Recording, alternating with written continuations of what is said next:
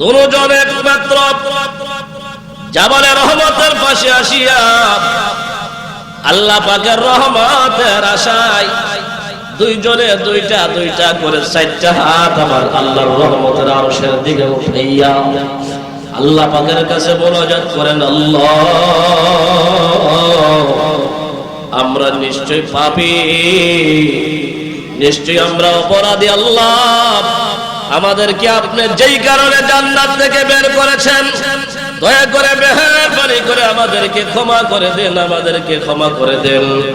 এমনিতে আল্লাহ রাব্বুল আলামিন আদম আলাইহিস সালাতু ওয়াস সালামের কাছে একটা দোয়া শিখাইয়া দিলেন আর ইলহাম করে দিলেন। আমার আল্লাহ জানাইয়া দিলেন, আদম রে এই দোয়াটা পরে আমি আল্লাহর কাছে মোনাজাত দাও, আমি আল্লাহ আর দেরি করব না, মোনাজাত দিতে দেরি, তোমার মোনাজাত কবুল করতে দেরি করব না। সুবহানাল্লাহ। আমরা তো আসলে এই পৃথিবীতে এসেছি, আমরা মানব জাতি হলো ওয়ান টাইম। এখন আসি, একটু পরে নাও থাকতে পারি, এখন আসি একটু পরে নাও থাকতে পারি।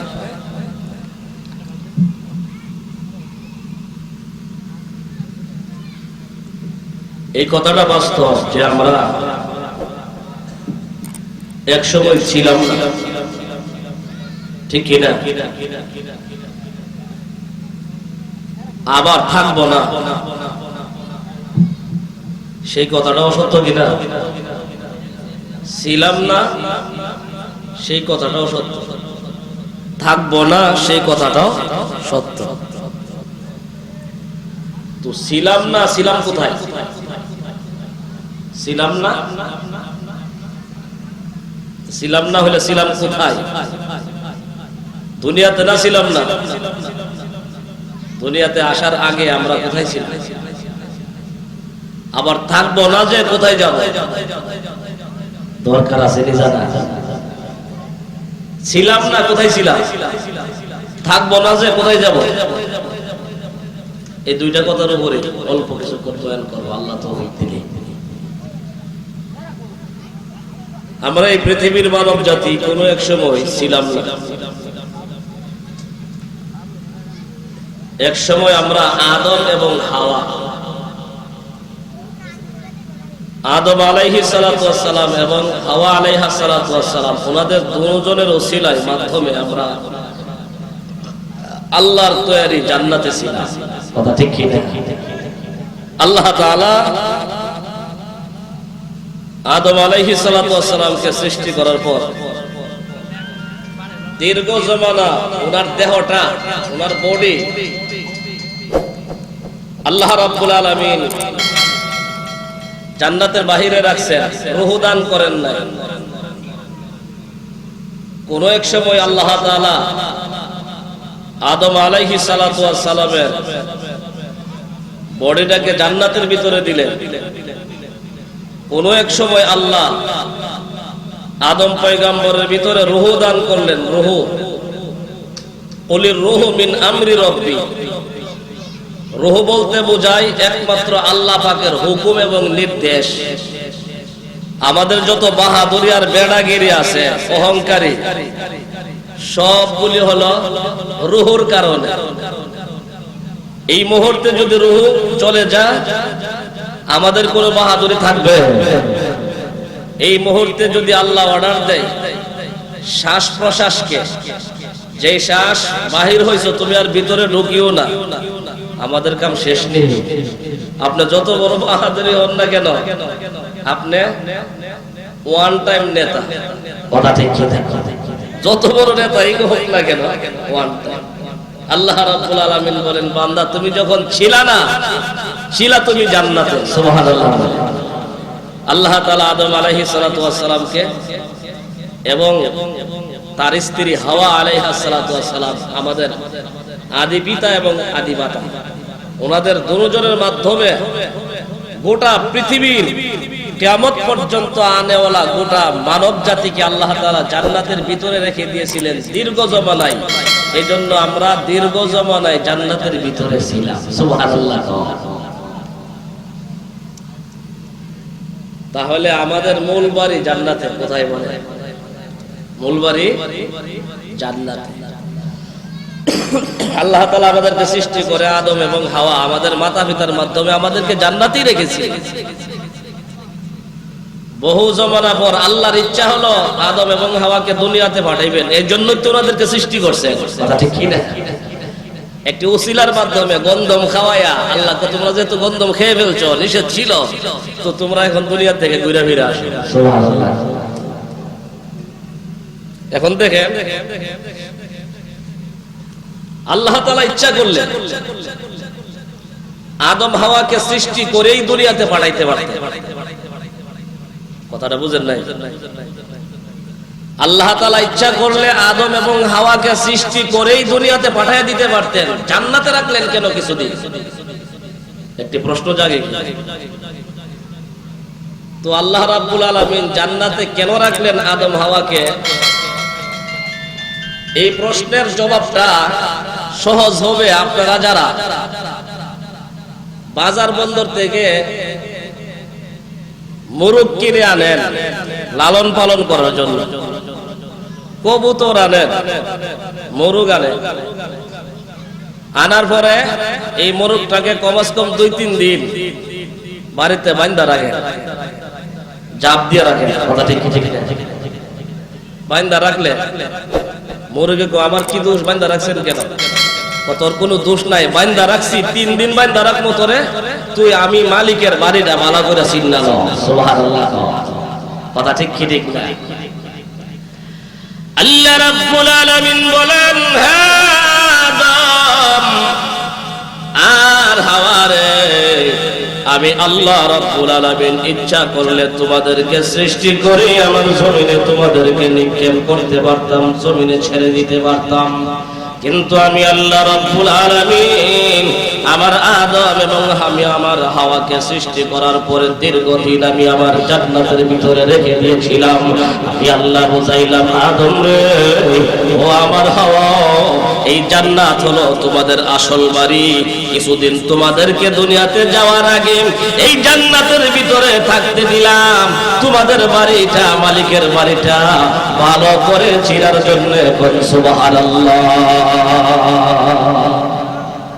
ভালো করে চিনার জন্য, জান্নাতই যে আমাদের বাড়িটা, চিনার জন্য আল্লাহ পাক আদম হাওয়াকে জান্নাতের ভিতরে কিছুদিন রাখছেন। সুবহানাল্লাহ। জান্নাতের ভিতরে আল্লাহ তাআলা রাখলেন, আবার বের করলেন কেন? আদম এবং হাওয়া কিন্তু বাহির হইতে চাই নাই। কথা ঠিক কি না? জান্নাতের ভিতরে এত নাজ নিয়ামত, জান্নাতের ভিতরে এত নাজ নিয়ামত, কে বাহির হইতে চাইবে? মালা আইনুন রাত, এমন কোন চোখ নাই যে চোখ জান্নাতের নাজ নিয়ামত দেখছে জীবনে। ওয়ালা উযুনুন সামিআ, এমন কোন কান নাই যে কান দিয়া সে জীবনে শ্রবণ করছে জান্নাতের সব নাজ নিয়ামতের কথা। তো এত নাজ নিয়ামত ফেলে আল্লাহ তাআলা আদম হাওয়াকে দুনিয়াতে পাঠাইলেন কেন? এই কেনর একটা জবাব আছে। এই জান্নাত, জান্নাতের মালিক যে আমরা, দেখেন জান্নাতের ভিতরে, জান্নাতের ভিতরে দলিল অফিস নাই, রেজিস্ট্রি অফিস নাই। আল্লাহ রাব্বুল আলামিন আদম এবং হাওয়াকে আল্লাহ তাআলা কোন একটি নির্দিষ্ট সময়ে জান্নাত থেকে বের করে দুনিয়াতে পাঠাইলেন। হে আদম এবং হাওয়া, তোমরা তোমাদের সন্তানগুলিকে নিয়ে দুনিয়াতে তোমাদের এই জান্নাতের রেজিস্ট্রেশন করে জমিন থেকে আবার তোমরা জান্নাতে আসবে। সুবহানাল্লাহ। তাহলে দুনিয়াতে আসছি আমাদের জান্নাতের দলিল করার জন্য। জান্নাতের দলিল হলো ঈমান আনয়ন করা আর নেক আমল করা। সুবহানাল্লাহ। ঈমান আর নেক আমল, যারা ভালো কাজ করে বুঝতে হবে তারা জান্নাতের দলিল করতেছে, তারা আবার সেই জান্নাতে ফিরে যাবে। আল্লাহ রাব্বুল আলামিন নির্দিষ্ট একটি সময়ে আল্লাহ রাব্বুল আলামিন ফেরেশতাদেরকে বললেন, ও ফেরেশতারা, আমার আদম এবং হাওয়াকে তোমরা জমিনে রেখে আসো। আল্লাহর অর্ডার পাইয়া ফেরেশতারা আদম আলাইহিস সালাতু ওয়াস সালামকে, আমাদের ভারতবর্ষের অংশ ছিল তখন শ্রীলঙ্কা, শ্রীলঙ্কার একটি পাহাড়ে আল্লাহ তাআলা হযরত আদম আলাইহিস সালাতু ওয়াস সালামকে রাখলেন ফেরেশতাদের মাধ্যমে। আর সৌদি আরব যারা গেছেন, জিদ্দা এয়ারপোর্ট আছে, জেদ্দায় রাখলেন আল্লাহ তাআলা হাওয়া আলাইহিস সালাতু ওয়াস সালাম।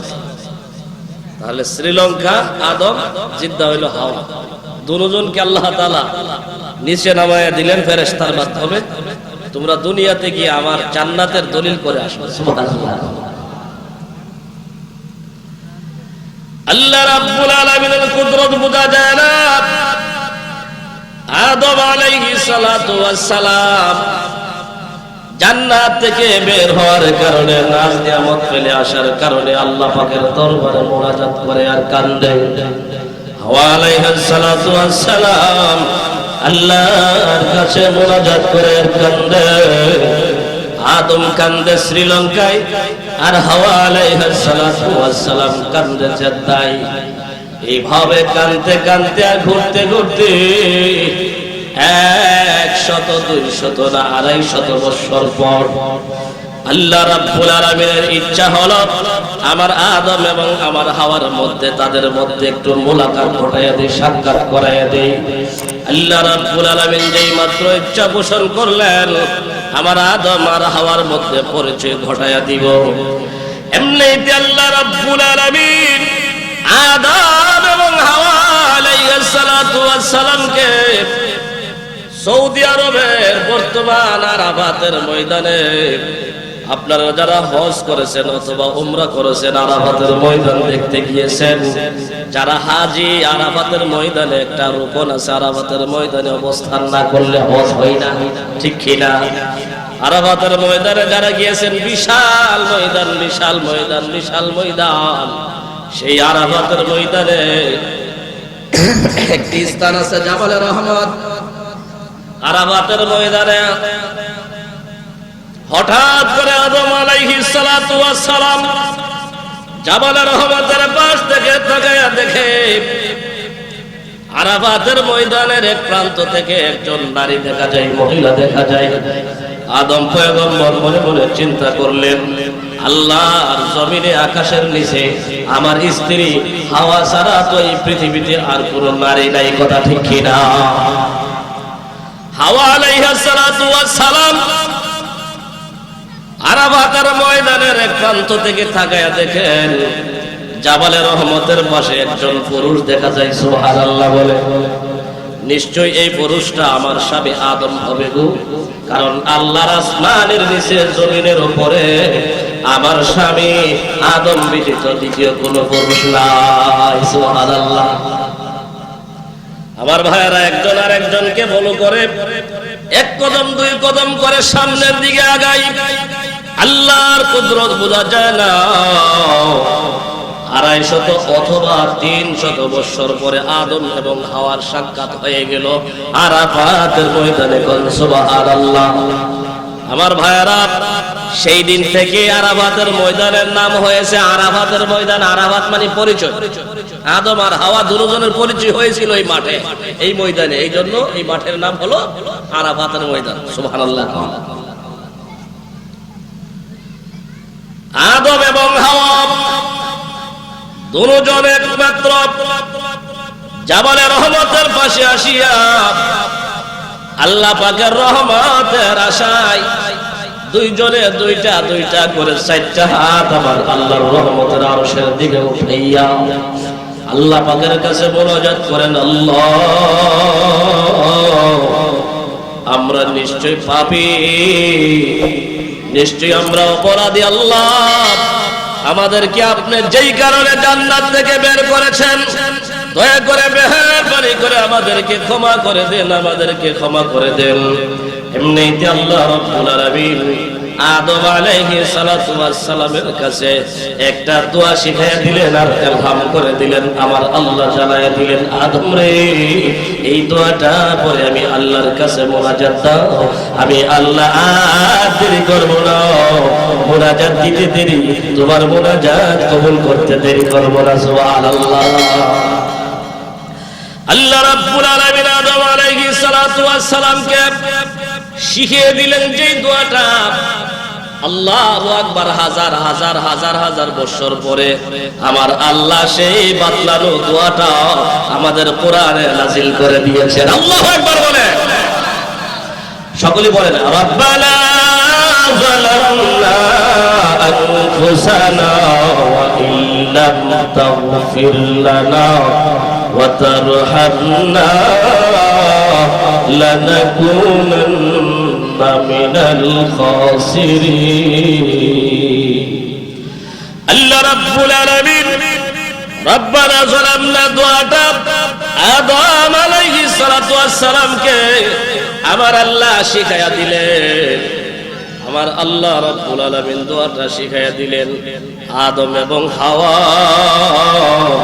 ওই রহমতের পাহাড় জাবালে রহমতের কাছে দাঁড়াইয়া এই দোয়াটা পড়ে আর আদম আলাইহিস সালাতু ওয়াস সালাম আল্লাহর কাছে আরেকটা কথা উল্লেখ করে বলেন, প্রভু গো, আমি যখন জান্নাতের ভিতরে ছিলাম আপনি আমাকে রূহ দেওয়ার পরে আমি তাকায়া দেখতে পাইলাম জান্নাতের গেটের মধ্যে আপনার নামের সাথে আরেকটা নাম লেখা আছে, নিশ্চয়ই ওই নামটা আপনার কোনো বন্ধু হবে। সুবহানাল্লাহ বলেন। আল্লাহর আরশের গেটে আছে, আল্লাহর জান্নাতের গেটে আছে রে ভাই, লা ইলাহা ইল্লাল্লাহ মুহাম্মাদুর রাসূলুল্লাহ সাল্লাল্লাহু আলাইহি ওয়াসাল্লাম। আদম আলাইহিস সালাতু ওয়াস সালাম এই দোয়াটা পড়েন আর আল্লাহকে বলেন, আল্লাহ, আমি আপনার জান্নাতের গেটের মধ্যে আপনার নামের সাথে আরেকটা যে নাম দেখেছিলাম, নিশ্চয়ই লোকটা আপনার বড় মাহবুব হবে। আল্লাহ, নিশ্চয়ই লোকটা আপনার বন্ধু হবে। আল্লাহ, ওই লোকটার উসিলায় মুহাম্মদ নামের উসিলা এবং এই দোয়ার উসিলায় আমাদের দোয়া কবুল করে আমাদের পাপগুলি মোচন করে দেন। আল্লাহ রাব্বুল আলামিন জানিয়ে দিলেন, আমার হাওয়া, আমি আল্লাহ রাব্বুল আলামিন তোমাদেরকে জান্নাত থেকে বের করার কারণ আমি আল্লাহ মাফ করে দিয়েছি। সুবহানাল্লাহ। আমার ভাইরা, কোন কোন বর্ণনায় আছে আল্লাহ রাব্বুল আলামিন আদমকে আল্লাহ জানিয়ে দিলেন, হে আদম, আমি আল্লাহ আজকে যেখানে তোমরা দাঁড়াইয়া আমি আল্লাহর কাছে দোয়া করছো, আমি আল্লাহ আদম এবং হাওয়া দুইজনের মুনাজাত কবুল করেছি।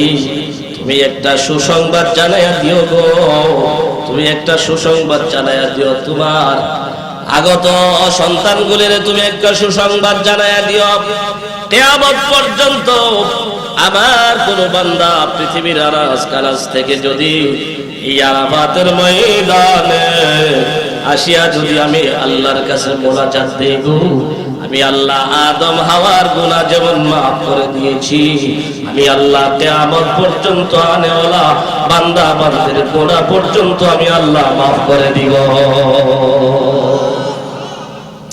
এই জন্য মুসলমান আমরা যারা আছি, আরাফাতের ময়দানে যাওয়ার নিয়ত আসেনি, সবার আসেনি, অনেকে গেছেন হয়তো, অনেকে যাওয়া হয় নাই।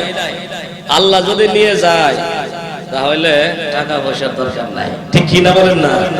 এটা আল্লাহর কাছে মঞ্জুর করাইতে হবে। বলেন, আল্লাহ আমাদের সকলকে মক্কা মদিনা জিয়ারতের তৌফিক দান করেন। এই জন্য সবারই পাকাভুক্ত নিয়ত করতে হবে, নেওয়ার মালিক আল্লাহ, ঠিক কি না? এই জন্য মুসলমান নিয়ত করতে হবে, পুক্ত নিয়ত, মজবুত নিয়ত যে আল্লাহ আমি যাবই যাব। যুবক ছেলেরা পিকনিক করার জন্য, বনভোজন করার জন্য বিভিন্ন জায়গায় যায়। আমি তাদেরকে বলি, তোমরা কিছু টাকা জমায়া উমরা করে আসো, মদিনা জিয়ারত করে আসো, মক্কা জিয়ারত করে আসো। গোটা পৃথিবী সফর করলে যা দেখলা এর চেয়ে বেশি দেখতে পারবে। ঠিক কিনা? তো ভাই, বিশেষ করে যুবক ভাইয়েরা, এই সকল মাহফিলগুলির আঞ্জামদের যুবক ভাইয়েরা, এই এলাকার যুবক বৃন্দ, বিশেষ করে আমার মিজান ভাই সহ এই বিশাল সুন্দর একটি জলসা উপহার দিয়েছেন আপনাদেরকে, আমাদেরকে। আপনারা খুশি না বেজার? তো আমার যুবক ভাই যারা আছেন এখানে, যুবক সমাজের যুবক ঠিক হয়ে গেলে গোটা সমাজটা জান্নাতের একটা টুকরা হয়ে যাবে। এজন্য আমার যুবক ভাইয়েরা, আপনারা কি এই ওয়াজের পরে আবার একটা গান দিয়ে দিবেন না? ইনশাআল্লাহ যারা ওয়াজ দেয় তারা গান দেয় না, কথা ঠিক কি না? তো ভাই, গান তো দিলে যদি আপনি, আচ্ছা মরণের কথা কি বলা যায়? আজকে ওয়াজের মডেও মরতে পারে, কথা ঠিক কি না? গানের ময়দানেও মরতে পারে। যদি খোদা না করুন, আল্লাহ না করুন, আমরা যুবক ভাইরা বিশেষ করে কানে ইয়ারফোন লাগায় গান শুনি, এই হালতে যদি আপনি মারা যান, মুনাফিক হয়ে মারা যাবেন, নাউজুবিল্লাহ। এই জন্য ইয়ারফোন লাগায় গান শুনবেন না। হয়তো কোরআন তেলাওয়াত শুনেন, না হয় ওয়াজ শুনেন, বয়ান শুনেন। কলব পরিষ্কার হবে, হেদায়েতের মালিক আল্লাহ, কথা ঠিক কি ঠিক না? আমার যুবক ভাইরা হাতে পায়ে ধরে বলুন, আপনাদেরকে আসলে অনেক মহব্বত এবং ভালোবাসি। আপনার